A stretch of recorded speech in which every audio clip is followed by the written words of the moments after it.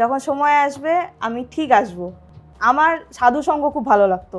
আমি বহুত সাধু দেখেছি, বহুত সাধু সঙ্গ করেছি। তো গুরুজিকে যখন দেখে আমার হঠাৎ করে আমার একটা ইচ্ছা হয় যে ওনার কাছে যাই, আশীর্বাদ নেই।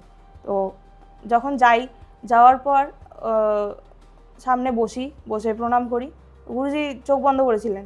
তখন গুরুজি আমাকে চোখ বন্ধ করেই বলছেন, বলো বেটা।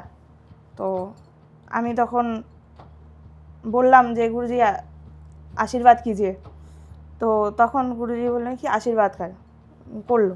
করার পর তখন আমি বললাম যে আমি সাধনা শিখতে চাই।